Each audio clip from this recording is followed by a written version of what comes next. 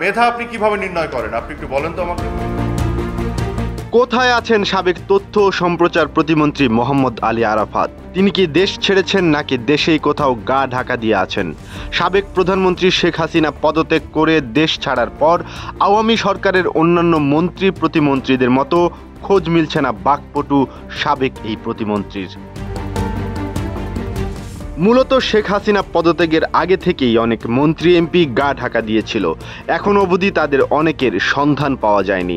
এর মধ্যে কয়েকজন গ্রেফতার হলেও বেশিরভাগই আছেন আত্মগোপনে। এদের কেউ কেউ উড়াল দিয়েছেন দেশের বাইরেও। তবে কোটা সংস্কার আন্দোলন ঘিরে যে কয়েকজন মন্ত্রী প্রতিমন্ত্রী আলোচিত হয়েছেন, মোহাম্মদ আলী আরাফাত তাদের একজন। সরকার পতনের পর কোথায় আছেন তিনি, এই নিয়ে জনমনে বেশ কৌতূহল জন্ম নিয়েছে। কেউ না বুঝলেও আমরা আপনার প্রয়োজন বুঝি, আর তাই তো অত্যাধুনিক ফিচার সম্বলিত বিভিন্ন সাইজ আর কালারের 250-টিরও বেশি ডিজাইন অপশন নিয়ে ওয়ালটন স্মার্ট ফ্রিজ বোঝে আপনার প্রয়োজন। শেখ হাসিনা পদত্যাগের পর এই আলোচিত আওয়ামী লীগ নেতাকে ফেসবুকেও সরব থাকতে দেখা গেছে। তবে এখন সেখানেও তার কোনো উপস্থিতি লক্ষ্য করা যাচ্ছে না। গোয়েন্দা সূত্র বলছে বিদেশে নয় বরং দেশেই আত্মগোপনে আছেন সাবেক এই প্রতিমন্ত্রী।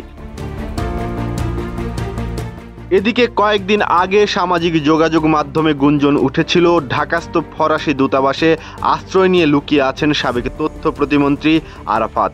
তবে এই গুঞ্জন নাকচ করে দিয়ে বিবৃতি দিয়েছে ফ্রান্স দূতাবাস।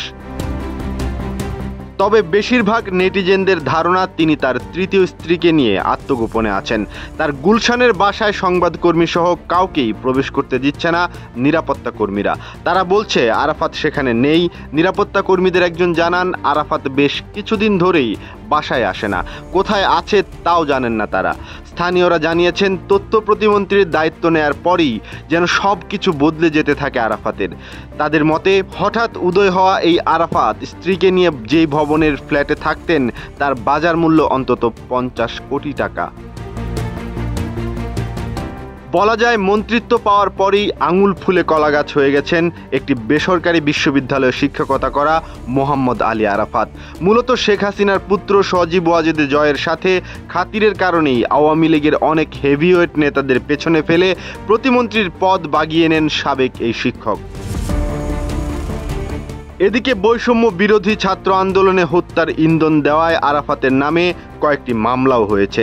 বর্তমানে তাকে খুঁজে বেড়াচ্ছে আইন শৃঙ্খলা বাহিনীও। গত 12 আগস্ট সব ব্যাংক ও আর্থিক প্রতিষ্ঠানের কাছে চিঠি দিয়ে সাবেক তথ্য ও সম্প্রচার প্রতিমন্ত্রী মোহাম্মদ আলী আরাফাত, তার বর্তমান স্ত্রী শারমিন মুস্তারি ও তাদের মালিকানাধীন ব্যবসা প্রতিষ্ঠানের ব্যাংক হিসাবে লেনদেন স্থগিত করার আদেশ দেওয়া হয়েছে। বাংলাদেশ ব্যাংকের আর্থিক গোয়েন্দা বিভাগ এই নির্দেশ দিয়েছে।